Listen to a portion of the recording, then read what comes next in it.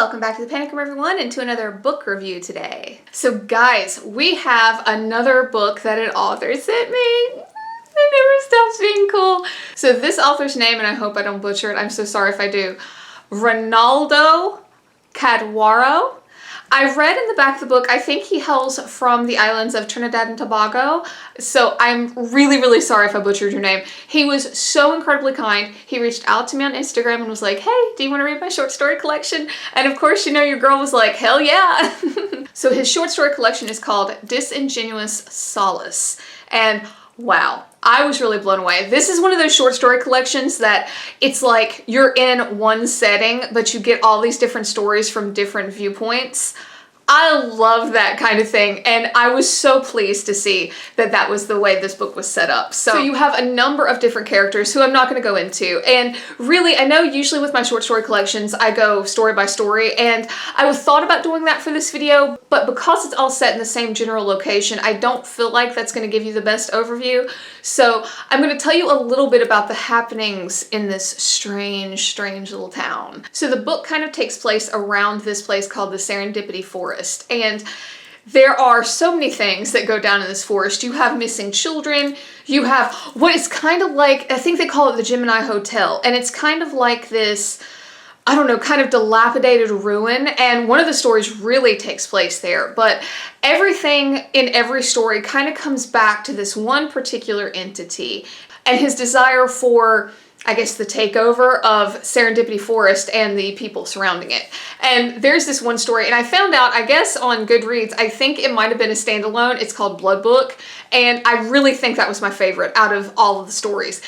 It has just everything in it. You want to talk body horror, it has like spores, like evil spores. I know, but you're like, excuse me, but it's really well done. It's kind of like marrying almost like disease horror and possession. And that's as far as I'm gonna go.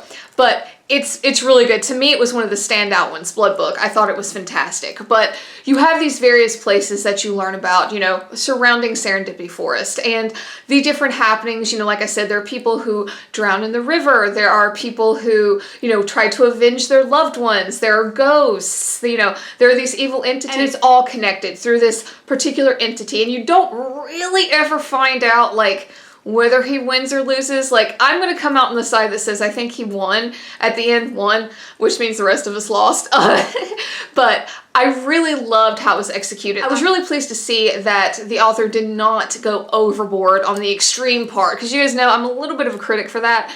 There was some extreme parts here, you know, as far as the gore was concerned, but I never thought it was gratuitous in any fashion. It really did seem like he was trying to tell a cohesive tale, and he consistently stayed true to the cohesiveness of all the stories, that these are all taking place within the same general location and with the same general undertone. He really stayed the course with that, and I was impressed, because so many times you read, you know, people who want to do some horror books and they really take it there with the grossness, take it there with the extreme horror, and it just makes the book, to me, fall flat. And I did not get that with this. I really thought he did a very good job balancing the body horror, balancing the, you know, like ghostly entity type horror with just some really good storytelling. So I know this is going to be a shorter video. It was a shorter collection. I want to say it was probably under 200 pages. It was on my Kindle. You guys know how that works with page counts and whatnot.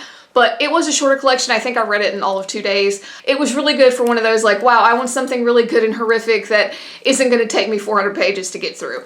So I really do think that Disingenuous Solace is a wonderful little collection by Ronaldo, Katwaroo. I'm so sorry again if I'm butchering your name. And I really do want to say a big thank you to him for reaching out and sending me this book. I thoroughly enjoyed it. I really think my horror people are going to enjoy it. It is a very good, even keel collection. It's not going to gross you out. It's not going to make you want to throw the book across the room. It's some really good storytelling. And if you're like me and you like that, like, weird little town and everything is happening in there and you get to see bits and pieces, I think you're gonna like it. So, Disingenuous Solace.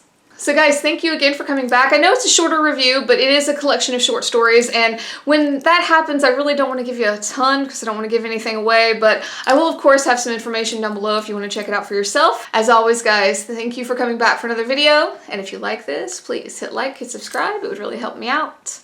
And until next time, bye for now.